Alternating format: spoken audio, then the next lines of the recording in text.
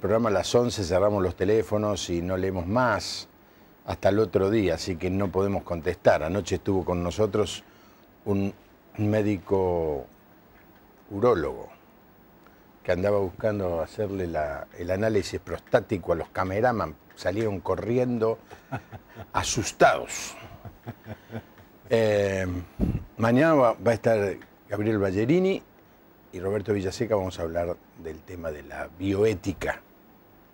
El jueves va a estar otra vez Daniel González y el viernes va a estar el rector del Seminario Teológico Bautista, Carlos Villanueva. Me encanta cuando viene porque le pregunto lo más difícil posible. Lo quiero agarrar en alguna cosa que no me sepa contestar. Eso es lo que a mí me hace disfrutar. Como en esta noche, tengo a un amigo que hacía casi 30 años que no veía. Cuando lo conocí o cuando lo dejé de ver tenía pelo. Psiquiatra, y es una alegría que esté otra vez en la Argentina, Carlos Raimundo. ¿Qué tal, Carlos? Muy bien, un gusto estar acá contigo. Che, me contabas que vos hacías el cierre de Canal 7 en la década del 80. Del 80. Mira vos. Sí, una experiencia muy linda. Con Miguel Robles. Miguel Ángel Robles. Sí. Miguel Robles. ¿Qué hacías? ¿En vivo lo hacían? Lo hacíamos en vivo. No era en vivo, se grababan, creo que eran los jueves. Se grababan todas las noches, ahí los 3 minutos y se cerraba. Nadie te va a reconocer, porque la vida te trató mal y se te cayó todo el pelo. Sí. Hay muchas teorías médicas sobre eso. Ah, no me digas. Sí. Vos que sos psiquiatra. Algunos dicen que el pelo se cae porque no hay nada dentro que lo sostenga. Esa es una cosa. Y después hay otra que dice, hay tanto adentro que lo empuja, dice, así que... En el caso... hay que ver cuál no hay nada. Carlos, te fuiste a vivir a Australia hace 28 años, me decías. 28 años. ¿Por qué? Tenía una necesidad de salir de Argentina y hubo como un llamado ministerial que lo tuve siempre. Y hubo 3 oportunidades de trabajo en el mundo, una en Miami, una en Puerto Rico y Australia. En Australia era para trabajar con una comunidad hispana en una iglesia bautista. Así que orando, las cosas se fueron dando para eso. Fui a Australia a conocer, sentí que era el lugar para ir del Señor y así tomé la familia. Así que no fuiste como psiquiatra. No, fui como pastor bautista para trabajar con la comunidad hispana. ¿En qué ciudad? En Sydney. Sydney. En un pueblo que se llama Guildford, en Sydney. Ahora, el hecho de que eras psiquiatra, ¿te sirvió? ¿Después te dedicaste a tu profesión o abandonaste eso? Yo cuando hice psiquiatría no por el amor a la enfermedad mental. Entré a psiquiatría por mi pasión con la filosofía y la teología. Entonces, esa pasión con teología y filosofía, cuando terminé medicina, yo era médico cirujano, pero la repetición quirúrgica no era una cosa que me satisfacía, así que me dediqué más a la filosofía y cuando encontré ahí el que me encajó, ¿no? Ahí sentí mi identidad, pensé que psiquiatría era, dentro de la medicina, la parte más lógica para continuar. Así que me dediqué especialmente a las relaciones interpersonales. Claro. ¿Vos estuviste en Suiza, en L'Abri? Sí. Yo me acuerdo de eso. ¿Por qué no explicás qué era L'Abri y quién era el maestro? El maestro. En ese lugar. L'Abri quiere decir el abrigo. Y fue creado, creo que a fines del 60 o 70 por Francis Schaeffer y su esposa Edith. Ellos tuvieron la visión de crear un lugar protegido, un abrigo, para personas que estaban en la búsqueda. Esa era una época de los hippies, una época del pensamiento eastern, ¿cómo se dice? Oriental. Y no había lugares donde la gente pudiera realmente hacerse preguntas. Entonces ellos crearon esa casa, que se llama L'Abri, en Wemo, Switzerland, y crearon toda una comunidad que se extendió en otros lugares después. Y yo supe de eso a través de los libros de él, primeramente. Y después me gustaron tanto. Y en esa búsqueda filosófica, ahí está la conexión. Sí. El encontrar a Francis Schaeffer fue para mí un encuentro con algo que estaba buscando. Así que viajé a La Brie, ahí lo conocí. ¿Te quedaste algún tiempo? Sí, me quedé un tiempo con él y él después pasó a ser mi maestro. Así que hasta que él falleció, me estuve vinculando con él. Y fue de un apoyo, de una luz y de una guía increíble. Sí, bueno, digámoslo, Francis Schaeffer fue un filósofo cristiano que no sé si ha podido ser reemplazado. Tal es la envergadura de su legado y de su pensamiento, particularmente de sus libros, que cuando alguien vuela alto en lo filosófico dentro del mundo cristiano, se lo menciona cerca o aparentado con Francis Schaeffer. Hay un libro que debería ser de lectura obligatoria, La verdadera espiritualidad, de Francis Schaeffer. Si usted lee Francis Schaeffer en un libro, cómprelo y léalo. Ahora, no es una novela, no es una historia de cuentos, es algo para leer y meditar, hace pensar. Y él tuvo esa idea de contestar a todos los movimientos de la década del 60 a partir del Mayo en París, el Mayo francés se le llamó, ¿no? Creando una comunidad en donde los jóvenes con preguntas, con búsquedas, pudieran ir, sentarse y conversar. Tuve el privilegio de escuchar una de sus charlas allí en La Brie. Visitaba a mi amigo Arturo Houghton, que era embajador argentino ante los organismos internacionales en la década del 80, y le dije: mira, yo no sé dónde es, pero quiero ir a ver a Francis Schaeffer. Bueno, buscábamos la dirección, nos explicaron, y un sábado a la tarde fuimos, subí la montañita con un caminito así, ir y venir, hasta que llegamos, y allí en una capillita, él sentado al costado del hogar, con medias altas, sí, dando una charla con mi amigo Arturo Houghton. Luego pasé otra vez con mi hija y mi yerno. Por ejemplo, tuvimos que parar porque venían un señor con las vacas, así que pasaban las vacas, todo, hay que parar. Un lugar de película, de Heidi. Eso, la montaña, es Heidi. Allí estaba Francis Schaeffer, al que recordamos con mucho cariño y mucha admiración, y qué bueno que tuviste el privilegio de ser su discípulo, ¿no?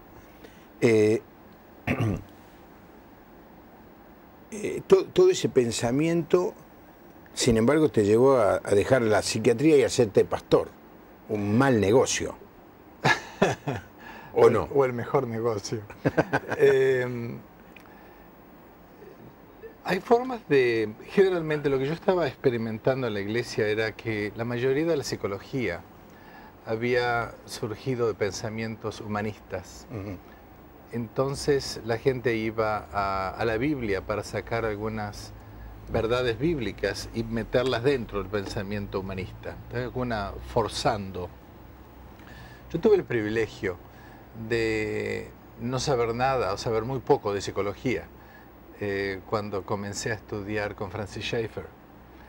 Entonces yo formé mi pensamiento psicológico-psiquiátrico basado en su teología. Entonces cuando la gente me hacía preguntas si tenía tensión entre la psicología y la teología, decía que nunca tuve una tensión, porque el pensamiento me formó dentro de lo teológico con el pensamiento de Schaeffer. Y eso da una posibilidad de ver al ser humano individualmente y en sus relaciones en comunidades en una forma con una frescura y con una certeza bíblica increíble. Pero paralelamente a eso, yo estaba estudiando psicodrama. El psicodrama fue creado por Jacob Levi Moreno, que era judío, y él había estudiado o trabajado con Martin Buber, que es uno de los rabinos más reconocidos dentro del mundo judío. Entonces, por una parte estaba la psicología más freudiana, que aparece que Dios no existe, que es una creación de uno, y la otra parte es de Moreno, que él comienza el pensamiento de la relación interpersonal basado primeramente en Dios creador. Entonces ese Dios creador es el que me permite a mí darme una identidad, y que esa identidad pasa en relaciones con Dios, conmigo mismo y con los otros y la creación. Entonces no hubo ninguna tensión para mí pasar desde el psicodrama, el pensamiento moreniano, al pensamiento teológico, porque era lo mismo. Qué bueno, ¿eh? Bueno, alguien dice que se está viendo bien el programa, así que felicitaciones a todo el equipo. Desde Andresito Misiones dice que está todo saliendo bien. Francis de Formosa pregunta qué es la esquizofrenia en sí. Así si querés meter, porque si, como dije, soy psiquiatra, ahora empieza todo el mundo a hacerte preguntas psiquiátricas. El tema no va a ser la psiquiatría, sino voy a charlar con él de dos actividades que él está y ha desarrollado, que nos van a provocar interesante diálogo, particularmente el segundo tema. Así, no sé si querés decir qué es la esquizofrenia, pero... Bueno, en dos palabras lo puedo decirlo. Esquizo quiere decir división, frenia mente. Es una terminología vieja, ¿no?, que se sigue utilizando ahora, pero eso comenzó como que había una división de personalidades, que no es realmente técnicamente así, pero se percibe como una cosa así. Y es cuando la mente está totalmente confundida y aparecen muchos síntomas, como escuchar voces o tener aprensiones o pensar que alguien lo sigue, que está persiguiendo, para usar un lenguaje común. Y es una de las enfermedades mentales más conocidas. Es la persona que la padece es un infierno mental adentro. Pero lo positivo es que la medicación ahora es excelente. Y cómo poder seguir en la medicación y en los procesos terapéuticos, y especialmente si la persona con un proceso así tan devastador y confuso, que crea esa confusión mental, puede conocer el amor de Dios, ¿no? Genera una posibilidad de vida, que la persona puede tener una vida extremadamente exitosa. Se vio mucho lo que vos describías en esa película de este autor australiano que mencionaste, de la película nueva, ¿cómo se llama? ¿Noah? Sí, de la película. ¿Cómo es el autor australiano? El actor Crowe. Crowe. Yeah. ¿Cómo se llama? De la mente, algo, que era un... Ah, sí. ¿Cómo se llamaba? En español, ahora no me acuerdo, que él es un hombre tremendamente talentoso, un profesor de alto nivel en la universidad, pero que siente que es perseguido, vive bajo una persecución, llena las paredes de papeles y ve a un señor con una nena que lo sigue todo el tiempo. Es una película espectacular. Alguien me va a ayudar. Con Russell Crowe, es fantástico. Bueno, los teléfonos son el 4568-6452, 4568-6667, ahora van a aparecer en la gráfica de la pantalla. Y también tenemos un teléfono celular para recibir mensajes de texto, que es el 11-6041-3585. Mi invitado es Carlos Raimundo, psiquiatra, que en este último tiempo se ha dedicado a el entrenamiento o la capacitación de líderes de empresas multinacionales, la gente top de esas empresas, que ahora nos va a decir qué les enseña. Y después voy a pasar al otro tema que va a provocar un interesante diálogo, y que es el tema de la pedofilia, porque también ha trabajado en una comunidad sobre este tema. Pero vamos a entrar en tema de liderazgo, como para hacerlo suavecito al principio. La película se llama Una mente brillante. Gracias al equipo que está aquí, que rápidamente me ayudó. Estás trabajando con empresarios de alto vuelo. ¿Y qué les enseñás? ¿Cuál es la necesidad de esa gente? Yo no sé qué les enseño, tal vez es qué es lo que aprendemos juntos, porque es un continuo aprendizaje. Son personas que, como todos, ¿no?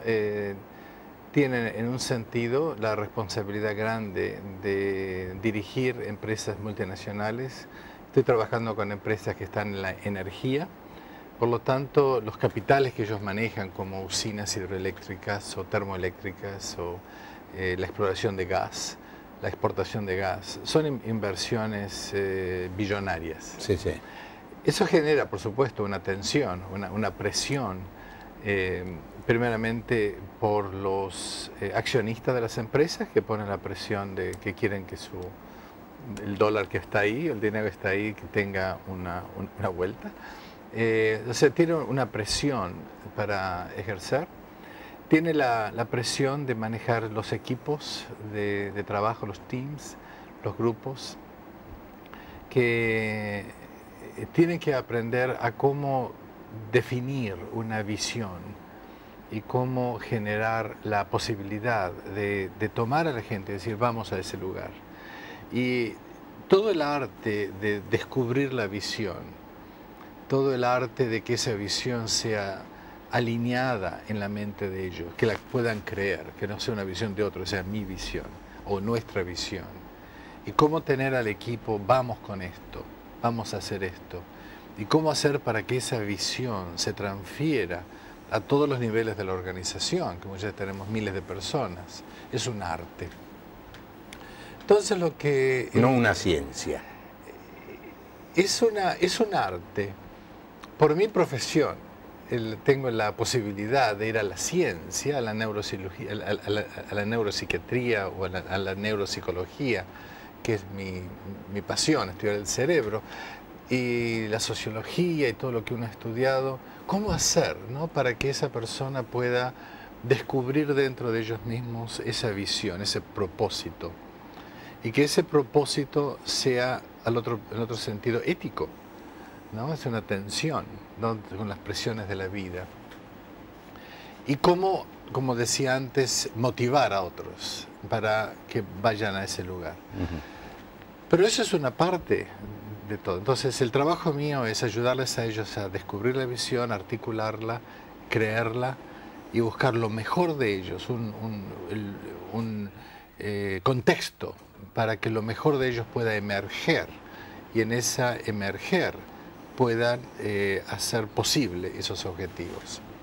Pero por otra parte, cuando llegan a casa, son padres y madres de familia o personas solas. Entonces, agradecido por la experiencia que tengo en mi profesión de psiquiatría y teología, se puede ver que estos líderes pueden hablar, o podemos hablar no solamente de lo que pasa en la organización, pero que pasa en sus vidas, y que pasa en el encuentro que tienen, con las tensiones que tienen, y también simplemente como todos nosotros, simplemente como padre, ¿no?, como esposo, como amigo, cómo manejar el tiempo, las tensiones del tiempo. Y eso genera una pasión, ¿no?, de poder ayudar a esas personas. ¿Cuáles son los problemas más recurrentes en ese grupo de gente de alto nivel? ¿La soledad? La soledad del liderazgo es conocida y hay mucho hablado de eso. Pero la soledad en el liderazgo muchas veces se hace mayor cuando la persona no tiene la capacidad de poder tener un centro, especialmente en sus valores principales de la vida. Y se genera un sistema de egocentrismo, ¿no?, que piensa que la persona sabe todo. Entonces, cuando la persona aparece con eso, aparece una desesperación también por lo económico, aparece un deseo de más y más, y son las tensiones más grandes muchas veces que la persona puede lograr. Entonces, lo que uno hace es que la persona puede encontrar, que este es el lenguaje que Francis Schaeffer usa tanto, ¿no? Que es esa convicción de que estamos creados a la imagen de Dios y que sea lo que sea, esa imagen está dentro de uno.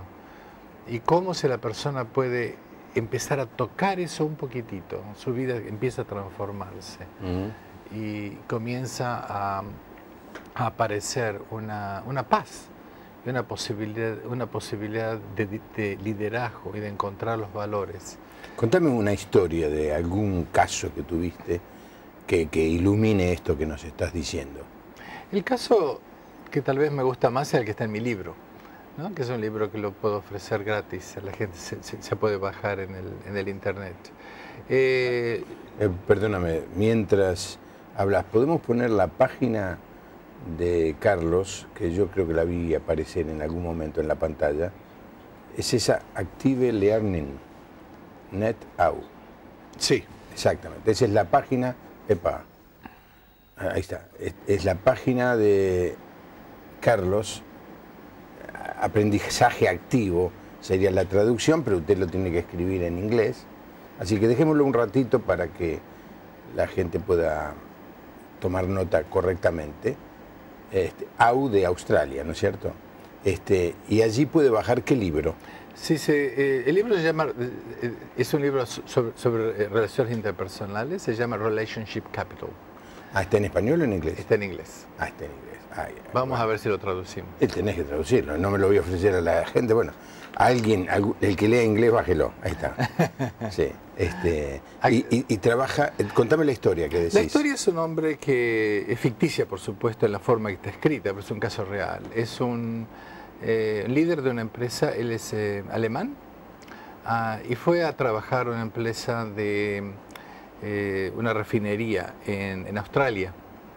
Y llegó un momento en que la esposa y todo el equipo que él tenía empieza a demandarle a él cosas diferentes. Y él se siente totalmente solo en esa situación, a tal punto que la esposa le hace un ultimátum.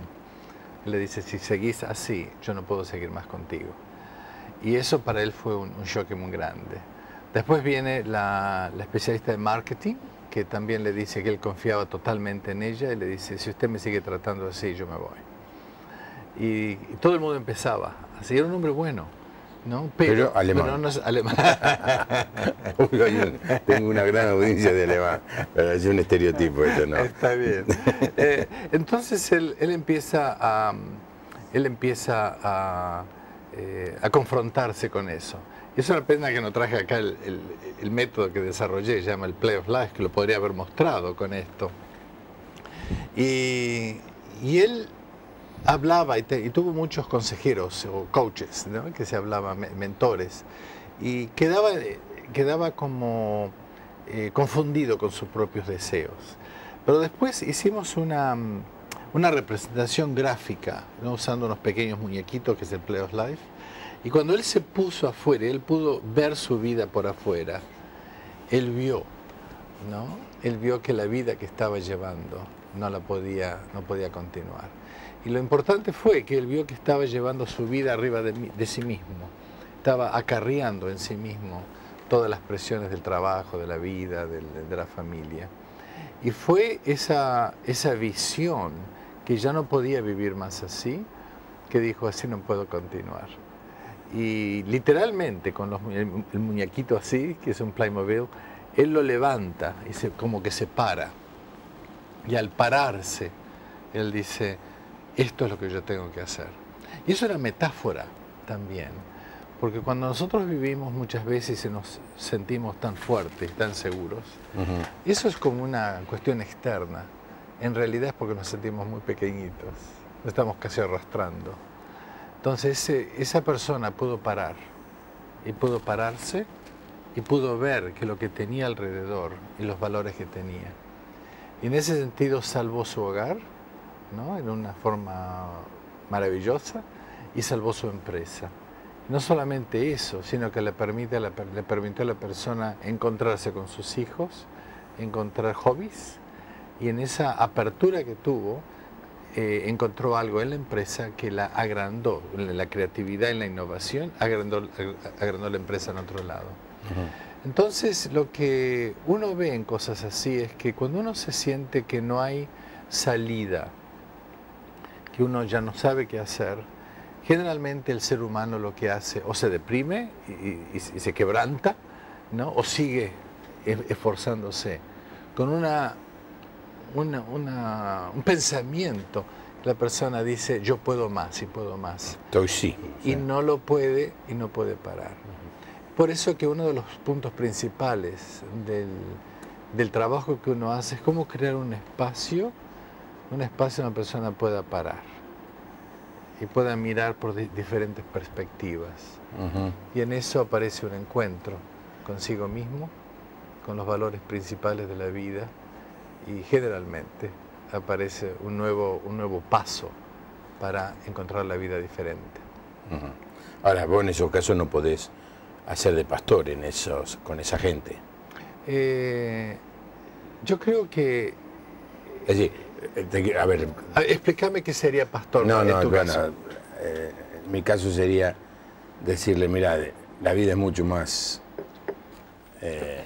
real, más íntegra, más plena, cuando vivimos conectados con nuestro Creador.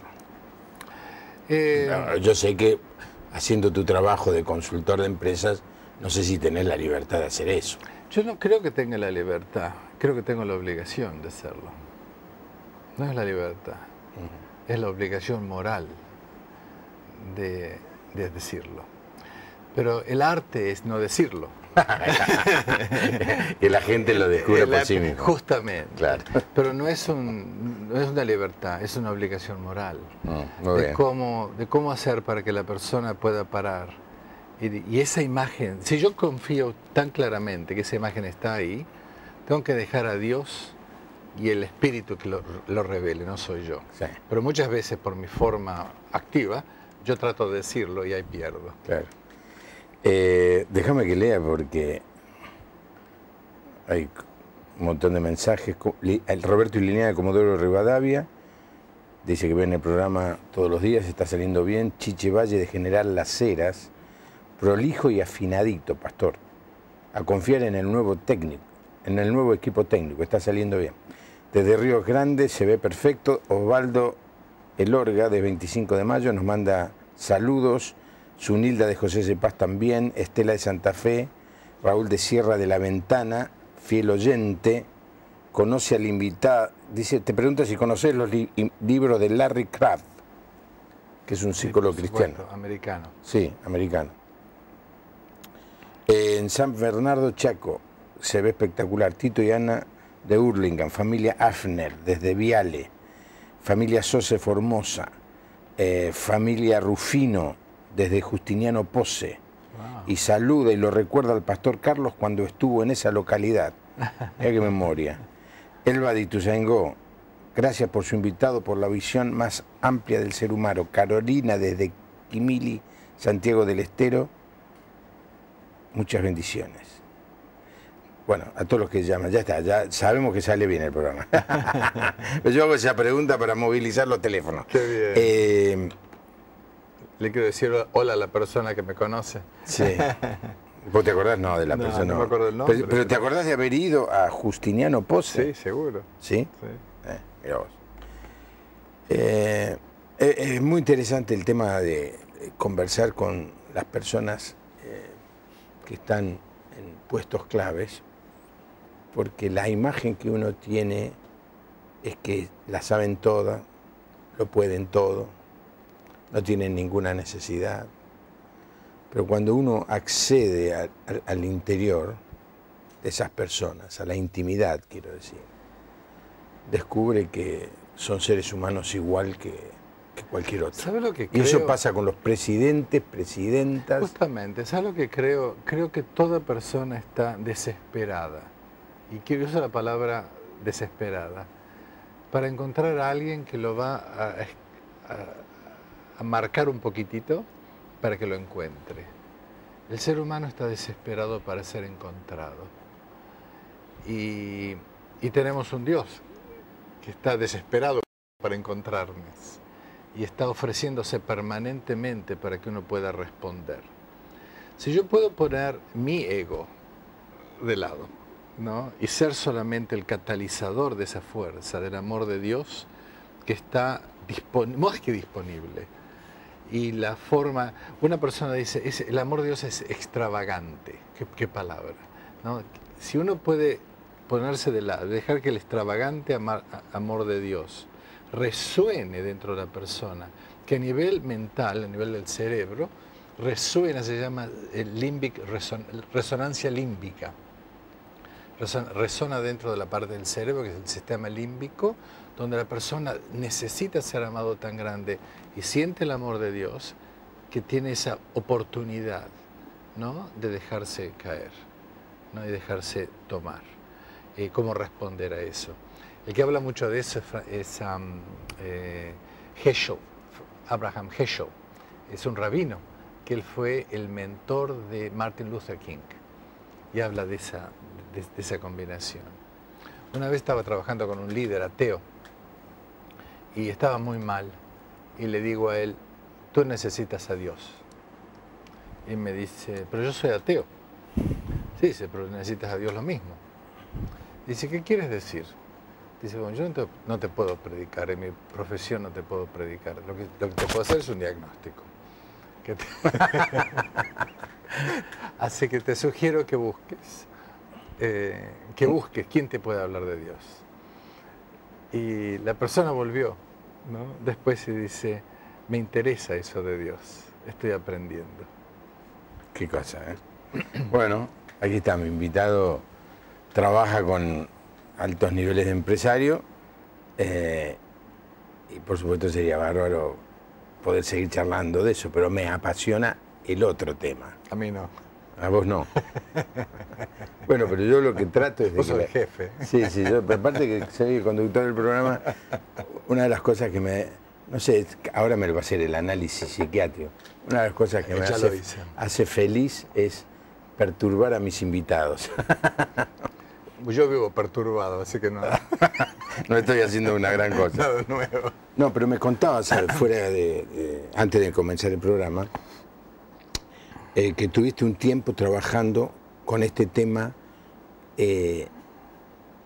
lacerante, este tema mucho más común de lo que uno supone, este tema que está también dentro de las iglesias cristianas, no solamente como resultado del abuso de los sacerdotes católicos a algunos chicos, alumnos, sino también esto sucede dentro de las comunidades cristianas evangélicas. El abuso de chicos por otros, por personas, y fundamentalmente por la parte de la misma familia. Ahora, yo he hecho muchos programas sobre ese tema, el abuso, pero nunca había hablado con alguien que trabajó con el abusador. Por eso me apasiona este tramo del programa, porque vos te pusiste a trabajar con gente que había abusado a un menor, y ahora se expone a no sé a qué, a que lo ayudes, a que lo condenes, quiere salir, puede salir, porque hay en el ideario popular es que los pedófilos no tienen vuelta atrás, no tienen regreso. Así que me gustaría charlar eso. ¿Qué te llevó a trabajar en este rubro, Carlos? Fue una invitación profesional. Estaba trabajando más que nada en lo corporal y alguien me dijo que necesitaban un psicodramatista, alguien que trabajara a nivel psiquiátrico por un nivel más creativo, y me dijeron si estaba interesado. Dije que sí. Y trabajé por 12 años con ellos. 12 años. 12 años. Y el trabajo fue a nivel grupal y también a nivel individual. ¿Con gente que quería salir? Con dos poblaciones. Uno era el abusado, abusado sexualmente, y el abusador. Eran dos grupos que estábamos trabajando. Y como digo, por 12 años trabajando con ellos. Hemos hecho programas alrededor del abusado. De todas maneras, algún párrafo podemos insertar, ¿no? ¿Qué cosas, qué palabras, qué pasos les mostrás a los que son abusados para poder liberarse de esa mochila? El otro día, perdón, lo cuento en cámara, el otro día mostraban a un señor de espalda contando cómo había sido abusado por otra persona. Era desgarrador, desgarrador. Y una de las cosas que dijo es, esto me marcó y no me lo puedo sacar de la cabeza. Me acuesto a la noche y eso me da vuelta. Escucho ruidos y estoy pensando, hoy me toca a mí, porque contó que el abusador venía y elegía uno por noche. Claro, desde la perspectiva cristiana tenemos cosas que decirle, pero ¿cuál era la respuesta tuya? Yo creo que no existe la respuesta, sino respuestas que deben ser personalizadas en el encuentro con la persona. Es una situación muy compleja. Cuando trabajaba especialmente con personas que fueron abusadas y eran mujeres, yo lamentaba ser hombre, porque me sentía esa responsabilidad, ¿no? Pero una de las cosas que eran tal vez controversiales, ¿no? ¿Controversivas se dice? Controversiales. Controversiales, cuando hablábamos con esta gente y habían algunos elementos. Uno de los elementos principales era que la psicología hizo y acá yo puedo estar totalmente equivocado, es mi forma de pensamiento, sí. Y lo sé, que mucha gente no comparte esto. Pero es una relación que la persona vive con una identidad que ha sido abusada sexualmente. Cuando uno habla de sexo, en mi punto de vista, y lo digo otra vez y tal vez lo diga muchas veces más, es mi forma de pensamiento que tal vez no es correcto. No son la Biblia. No.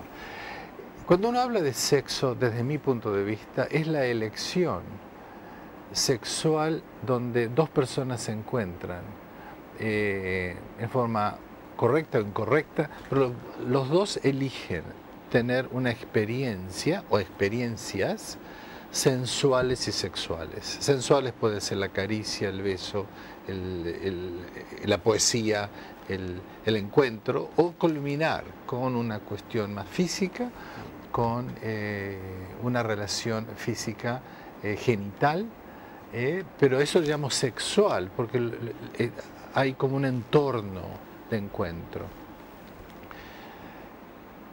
Muchos de los ataques que la persona sufrió, cuando la persona pudo descubrir, después de un proceso, que el ataque fue genital, no fue sexual, le permite a la persona muchas veces hacer una separación muy difícil de hacer, que lo que tuvo fue un accidente catastrófico, horrendo, desmoralizador, que le afectó el cuerpo. Algunas personas son arrasadas con un auto y le quiebran las piernas, otras personas pierden los brazos y otras personas son atacadas, ¿no?, en una forma atroz a nivel genital. Cuando las personas especialmente pueden poder separar que eso le marca el cuerpo, pero no necesariamente tiene que marcarle el espíritu. Yo he visto que personas han hecho un ajá. Lo que me pasó fue atroz, pero yo puedo llegar a hacer una interpretación de eso, que ha sido el abuso atroz, animal, muchas veces la gente lo dice, de mi cuerpo.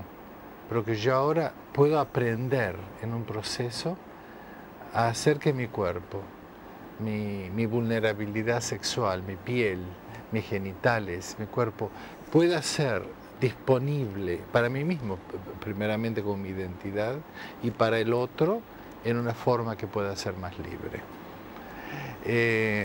Creo que no mucha gente habla de esto, y otra vez tal vez esté muy equivocado, pero en personas que lo han podido comprender así, ha sido una posibilidad de encontrar una identidad nueva que no tenían. Otra cosa muy triste, muy triste que se encuentra, es que muchas personas abusadas, con tristeza en el alma, dicen, esa persona que me abusó, tal vez puede ser un vecino, puede ser el padre, el tío, qué sé yo, en ese momento era la única persona que me daba un afecto. Y esas cosas confunden tanto. Entonces tenemos que ver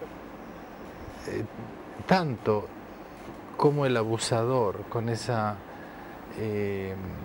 atracción tan enferma de cómo poder trabajar con el abusador y también con el abusado, para que tenga una nueva vida. Y como cristiano, ¿no? El punto principal de muchos es cómo puedo ser amado, ¿no? Con lo que me pasó. Y poder llegar a encontrar el amor de eso es revelador. Y creerlo y vivirlo. Sí.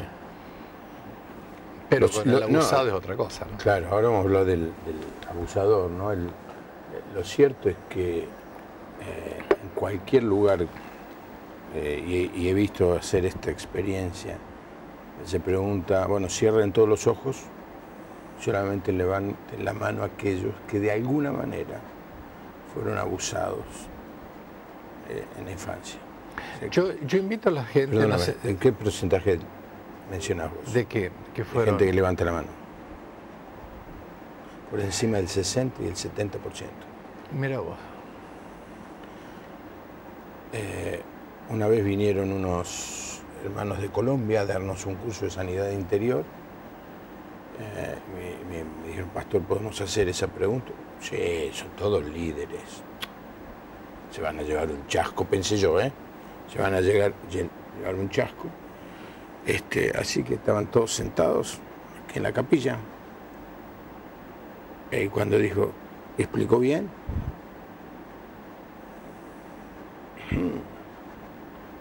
60, 70%. De alguna manera, no necesariamente fueron abusados sexualmente, en el sentido total de la palabra, pero muchos habían sido manoseados, sí. Muchos habían sido seducidos. Yo quedé choqueado, pero después me dicen, esto sucede en todas partes. Seguramente. Y en la audiencia nos está viendo mucha gente.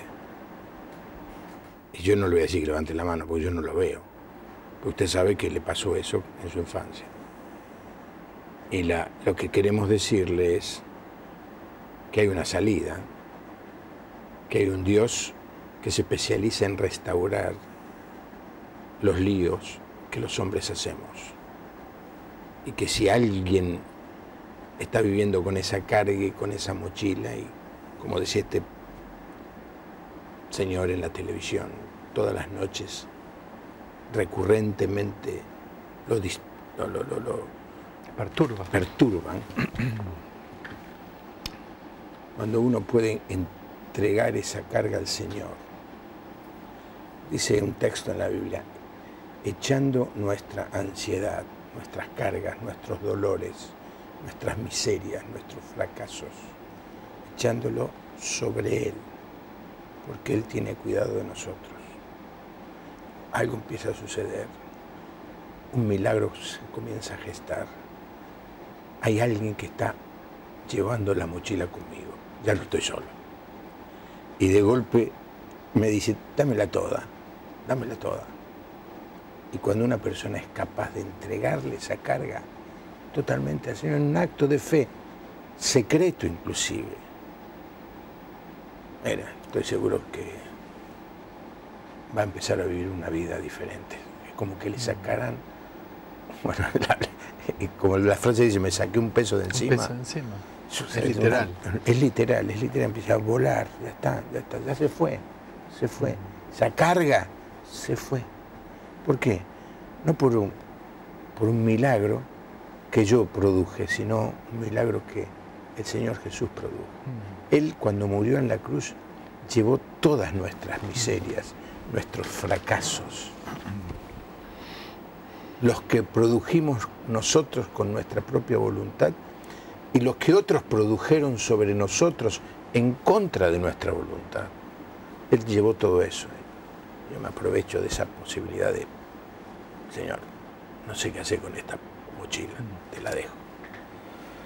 Ahora, ¿querés agregar algo a eso? Yo quisiera agregar algo a eso. Con todo... Uno de los problemas más grandes que yo veo, empezando con mi vida, ¿no? con mi propio crecimiento personal, espiritual, es que muchas veces uno no hace ese paso de creer que el Señor, que Jesús puede tenerlo, porque una de las cosas que el cerebro tiene, volviendo otra vez al cerebro, es que uno está aferrado a lo familiar. Entonces, si yo estoy aferrado a lo familiar, que desde chico sé cómo ir a la cama con esa perturbación, yo sé cómo despertarme a la mañana, yo sé cómo estar deprimido, yo sé cómo rechazar a esto. Sí. Yo creo un hábito de mi vida que es familiar, que aunque no me guste, es familiar. Entonces la idea de poder dar esto a alguien, en este caso Jesucristo, que nos pueda tomar, para muchos es un cambio muy grande.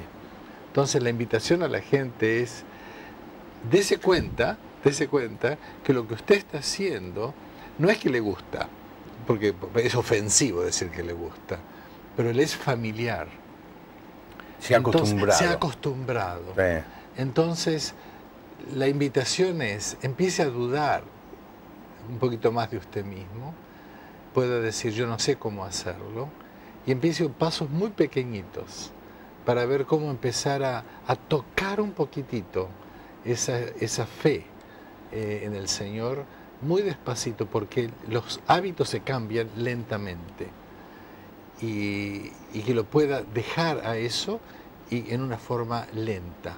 Y después se va a encontrar que tal vez ese encuentro de sentirse totalmente contenido lo va a abrazar.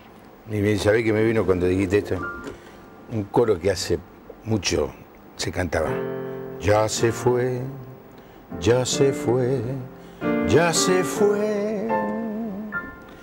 Toda carga de mi alma ya se fue. Mi Jesús la llevó en la cruz do murió. Aleluya, ya se fue, ya se fue, ya se fue. Toda carga de mi alma ya se fue. Muchas veces me pasa a mí que he metido la pata, he cometido un error y me quiero acostumbrar y quiero vivir con esa carga, porque uno es un necio hasta que un día dice, ¿qué estoy haciendo? ¿Qué estoy haciendo? ¿Qué estoy haciendo? Y le entregas esa carga, ese error, ese fracaso, eso que te hicieron, eso que te lastimó, eso que ya tiene olor a podrido ahí adentro tuyo. Si lo entregas al Señor y la carga se va. Pero ahí también quiero agregar otra, que lo que has dicho es la esencia, esa pregunta, ¿qué estoy haciendo? ¿No? Y eso se llama insight, el darme cuenta. ¿Qué es lo que el hijo pródigo hizo? ¿Qué estoy haciendo? ¿Qué estoy haciendo? Y es como una invitación, ¿no? Que la gente, mucha gente se queja y es quejosa, no puedo vivir más así. Pero esa queja se transforma en una rutina. Llega un momento que si la persona puede, muchas veces en la confianza con alguien o sola, decir, ¿qué estoy haciendo así? Y es una pregunta. Y generalmente si la persona se hace eso, generalmente no puede seguir viviendo así.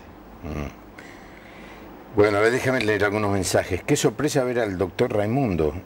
Lo conozco de Río Ceballos. Soy hijo del doctor Rodigou. ¿Sí? Por supuesto, el doctor Rodigou era el dentista de Río Ceballos, vivía en la esquina de mi casa, Mira vos. en la calle Oncativo y General Paz. Uf. Así que le mando un saludo grande. Meli de Castelli, Chaco, bendiciones. Sergio de Ángelo también nos saluda.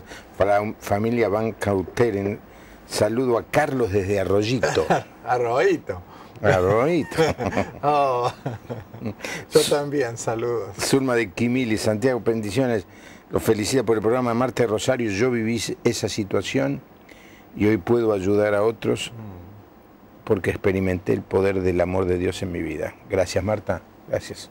Siento. Pero si yo dije que hay un 60 o 70% que ha sido afectado, hay un gran porcentaje que está mirando el programa Sí. que fueron los culpables de eso. ¿Qué le decís?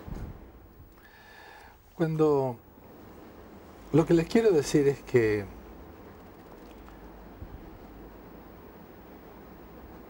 el Señor les ama profundamente. Les cuento una historia. Cuando empecé a trabajar con abusadores sexuales, que el término técnico utilizado en cine era psychosexual issues, procesos psicológicos sexuales. Una persona judía me dice, Carlos, dice, qué suerte que tenemos. Nosotros, dice, que los pecados nuestros no ofenden tanto a la gente. Y le digo, ¿qué quieres decir? Dice, somos todos pecadores. Qué suerte que tenemos. Que mis pecados no dañan tanto al otro en una forma completa. Cuando él dijo eso, digo, tiene razón. Somos todos iguales.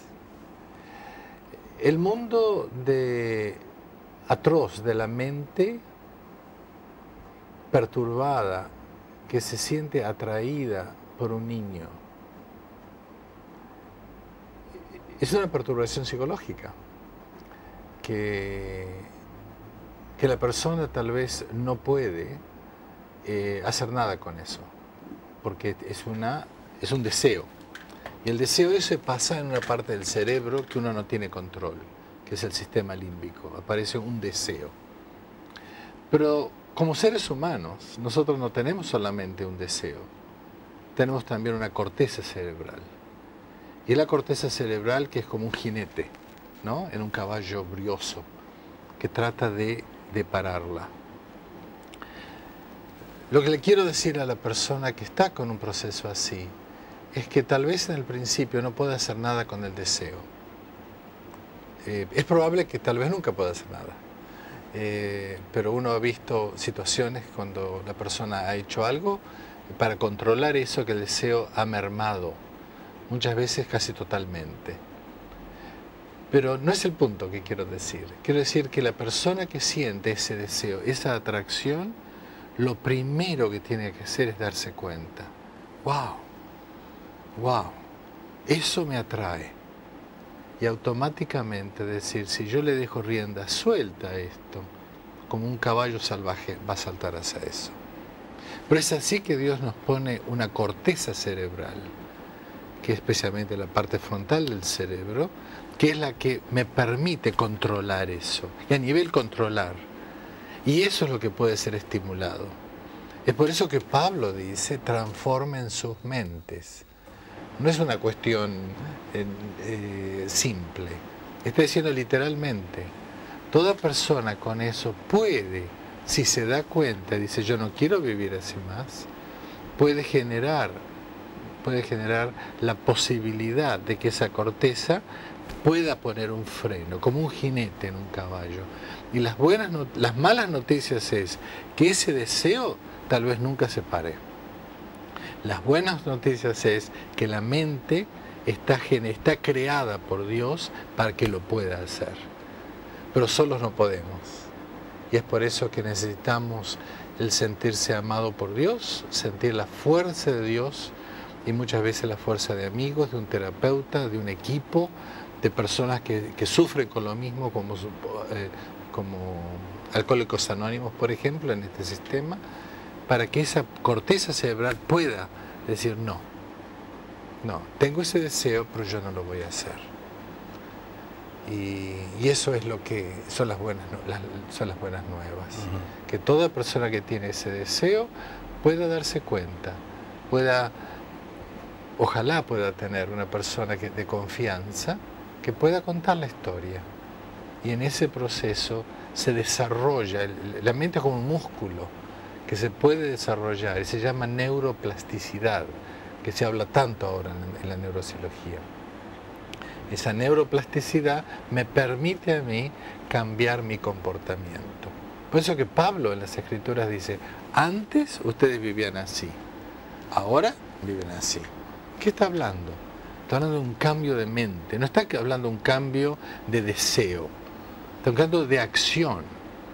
Ahora, sabemos que el Señor después puede cambiar el deseo, pero lo primero es cambiar esa acción. Sí. Y ahora, antes lo hacía y ahora no lo hago más. Definitivamente Dios puede hacer todo, pero por alguna razón no lo hace. Al lisiado que estaba tirado sobre una camilla, le digo, levántate y anda. Y uno mira eso y dice, ¿por qué no fue y lo levantó? No. Dios impartió el poder, pero el hombre tenía que hacer algo. La gran pregunta de Jesús a uno de estos enfermos en el estanque fue, ¿querés ser sano? Justamente. Y la gran pregunta que se le hace a cualquiera, pero particularmente a un pedófilo es, ¿querés ser sano? Porque si realmente la persona quiere ser sano, en Dios hay recursos para lograr esa sanidad. Uno tiene tantos casos. Yo tengo un caso escrito en el website sobre un pedófilo que molestó a casi docenas de personas, de chicos. Y en el proceso terapéutico, él hace eso, darse cuenta y cambia. Y es una maravilla como uno ha visto eso. O sea, las buenas noticias es que se puede, pero el proceso es poder aceptar. Lo que pasa es que los deseos de la carne, los deseos del sistema límbico, producen mucho placer. Entonces, dejar de decir, ese placer que tengo, no lo quiero más, es un paso muy grande y que solos muchas veces no lo podemos hacer. Gracias, Carlos, por haber venido. Contame que vas a dar una serie de conferencias, una charla en una iglesia aquí en la capital federal. La Iglesia de Libertador me ha invitado a dar un seminario mañana, un taller. Y lo que vamos a intentar es utilizar este método que se llama el Play of Life, lo llamo una voz en las plazas. Es cómo utilizar una forma de acercarnos a la gente para que la gente en la calle pueda darse cuenta que hay una nueva manera de vivir. Qué bueno. Mañana, entonces, ¿a qué hora empieza? A las 9 de la mañana. A las 6 de la tarde. Vaya a dormirse rápido ahora. En la iglesia, muy fácil. ¿No es en la Avenida Libertador? No. No, bueno, pero vaya a las 8:30, Avenida Libertador y General Paz. Todos los que quieran exponerse a la enseñanza de Carlos, 8:30 de la mañana, Avenida Libertador y General Paz, y ahí le van a decir dónde es. Es muy cerca un lugar, pero no voy a explicar porque es muy cerca donde Carlos va a estar dando esta charla. Gracias, Carlos. Muchas gracias, muchas bendiciones. Noemí del Chaco, gracias. Saula Suárez del Chaco, gracias. Silvia de Tres Algarrobos nos felicita y dice que es muy necesario hablar de este tema. Bueno, gracias a todos. Mañana vamos a hablar de bioética y espero que usted esté atento a esta propuesta que mañana vamos a hacer. Va a estar Roberto Villaseca y Gabriel Ballerini encargados. Que tenga una buena noche. Que Dios les bendiga. Hasta mañana.